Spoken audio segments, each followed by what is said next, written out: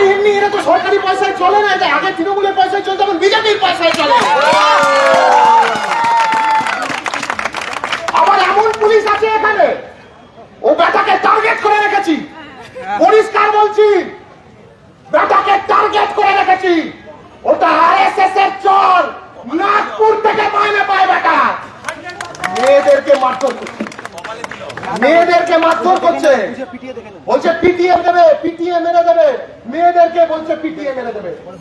আমরা বলছি বাংলার মাটিতে ক্যাম্পাসেও কোনো মাতব্বরি মানবো না, আর রাস্তাতেও পুলিশের কোনো মাতব্বরি মানবো না।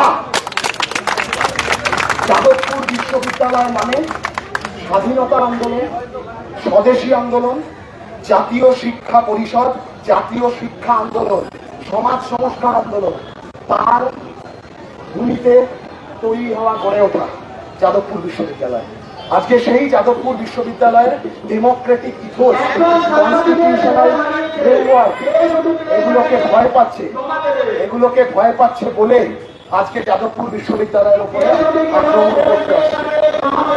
কে করছে, কে করছে এসব? কারা?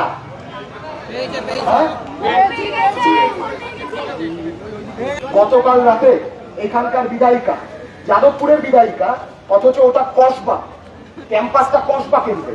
তুমি যাদবপুরের বিধায়িকা, তুমি নাচতে নাচতে কসবা কেন্দ্রের ক্যাম্পাসে কি করতে গিয়েছিলে? জবাব দাও।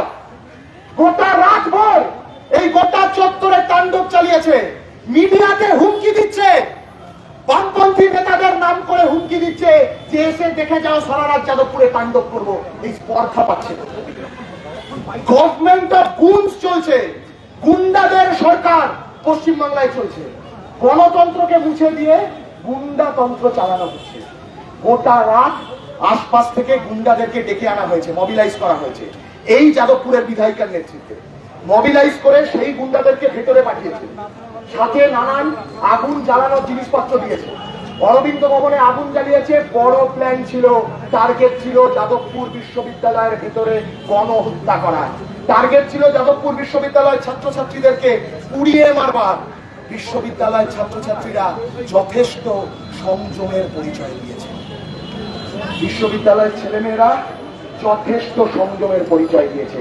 এটা যাদবপুর বিশ্ববিদ্যালয়। পাগলদেরকে কোন টনিক দিয়ে ক্যাম্পাস ছাড়া করতে হয় প্রত্যেকটা ছেলে মেয়ে জানে, কিন্তু কালকে তারা সংযমের পরিচয় দিয়েছে।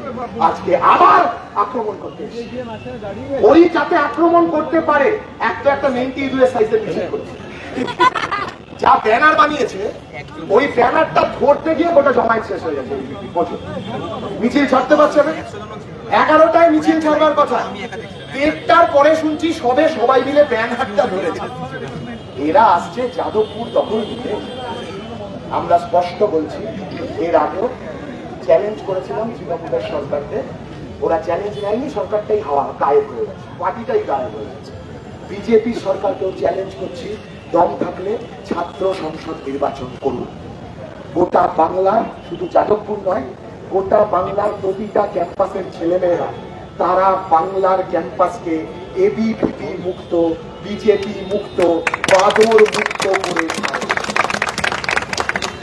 আরো অনেকে এখানে আছেন, মালিনী এসছেন খুব সম্ভবত।